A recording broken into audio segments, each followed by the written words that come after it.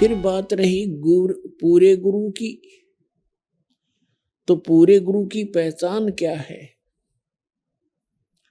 परमेश्वर ने स्वयं ये ज्ञान बताया है, उसकी पहचान बताई है, हमारे सदग्रंथों के अंदर भी वो प्रमाणित है। सतगुरु के लक्षण कहूं, मधुरे मधुरे बचन विनोद,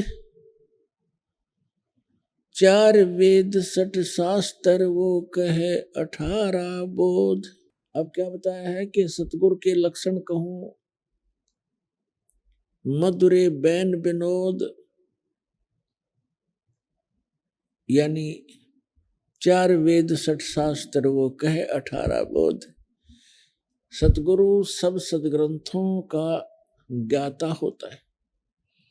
चारों वेदों का निष्कर्ष यथार्थ ज्ञान सतगुरु को ही प्राप्त होता है। और दूसरी पहचान बताई है, जो कबीर परमेश्वर का निज संत होगा, सतगुरु होगा, जो उसका कृपा पात्र होगा, जो संत मम सत शब्द दरडावे, वा के संग सब राड बढ़ावे। ऐसे संत महंतन की करनी, धर्मदास महतो से वर्णी। मेरा जो परम संत होगा उसका दूसरा लक्षण ये होगा कि जो संत मम सत शब्द दृढ़ावे, मेरे इस यथार्थ ज्ञान को जो दृढ़ता के साथ जनता को बताएगा, उसके संग सभी राड बढ़ावेंगे, विरोध पैदा करेंगे, झगड़ा करेंगे। और कलयुग के अंदर अस संत महंतन की करनी कि इस कलयुग में ऐसी इन संत और महंतों की करनी हो जाएगी, धर्मदास महतो से वर्णी। फिर बताया है श्रीमद् भगवत गीता 30 और 34 में, 32 में कहा कि अर्जुन, अभी तक जो भी ज्ञान मैंने इस आपको चौथे अध्याय में दिया है, 25 से लेकर 31 तक श्लोकों में, तो कोई कैसी साधना करता है, कोई देवताओं की पूजा करता है, कोई स्वाध्याय करता है, गीता जी का पाठ कर लिया, वेदों का पाठ कर लिया, इस तरह की। कोई केवल योग अभ्यास ही करता है, योगासन। कोई श्वास उश्वास की क्रिया को देखता रहता है, आती जाती को। और सभी अपनी अपनी साधना को पाप नाशक जानते हैं, क्योंकि यदि उनको पता लग जाए कि साधना ठीक नहीं है तो तुरंत त्याग देंगे। चौथे अध्याय के 32वें श्लोक में कहा है कि वास्तविक जो जानकारी है, विस्तार के साथ इन यज्ञों की जानकारी, यज्ञ माने धार्मिक अनुष्ठानों की जानकारी सच्चिदानंद घन ब्रह्म की वाणी में वर्णित है, विस्तार के साथ कही है। यहाँ अनुवादकर्ताओं ने गीता अध्याय 4 के श्लोक 32 में अनुवादकर्ताओं ने गलत अनुवाद कर दिया, क्योंकि उनको तत्व ज्ञान नहीं था और वो श्री कृष्ण से अन्य कोई भगवान नहीं मानते थे, उसको संपूर्ण कंप्लीट गॉड मानते थे, संपूर्ण भगवान, पूर्ण परमात्मा। जिस कारण से उन्होंने अर्थों के अनर्थ करने प्रारंभ कर दिए।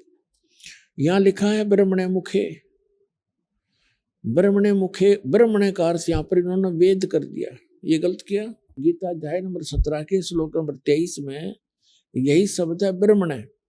ओम तत्सत इति निर्देश ब्रह्मणे त्रिविध समर्थ, ब्राह्मणा तेन वेदा च यगा विहिता पुरा।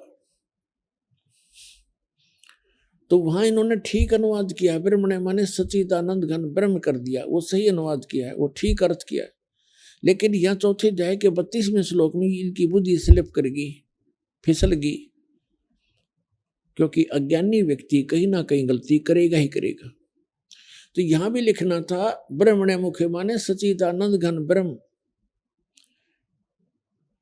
मुखे माने उसके मुख से उच्चरित वाणी में, यानी सच्चिदानंद घन ब्रह्म, वो परम अक्षर ब्रह्म। गीता अध्याय नंबर 8 के श्लोक नंबर 3 में गीता ज्ञानदाता ने अपने से अन्य कोई परमात्मा बताया है जिसको परम अक्षर ब्रह्म कहा है। परम अक्षर ब्रह्म कहो, सच्चिदानंद घन ब्रह्म कहो। उसने सच्चिदानंद घन ब्रह्म ने अपने मुख कमल से जो ज्ञान कहा है वो तत्व ज्ञान है, और उसके अंदर धार्मिक अनुष्ठानों यज्ञों की जानकारी विस्तार के साथ कही है। चौथे अध्याय के 34वें श्लोक में कहा है, उस तत्व ज्ञान को अर्जुन तू तत्वदर्शी संतों के पास जाकर समझ। उनको दंडोत प्रणाम करने से, कपट छोड़कर सरलता पूर्वक प्रसन्न करने से वो तत्वदर्शी संत तुझे परमात्मा का, उस तत्व ज्ञान का उपदेश करेंगे। अब तत्वदर्शी संत ही परमात्मा के उस तत्व ज्ञान से परिचित होता है, वो पूर्ण सतगुरु होता है।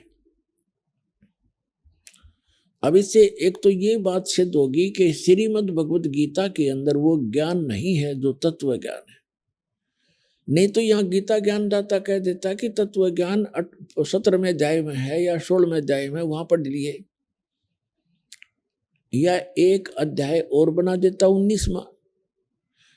तो इसलिए उसने, उसको खुद ज्ञान नहीं है, इसलिए उसने एक ऑप्शन छोड़ दिया है कि ये ज्ञान आप तत्वदर्शी संत ही बता सकते हैं, उनसे सुनो। गीता के यथार्थ विश्लेषण की जानकारी के लिए पढ़ें पुस्तक गीता तेरा ज्ञानामृत।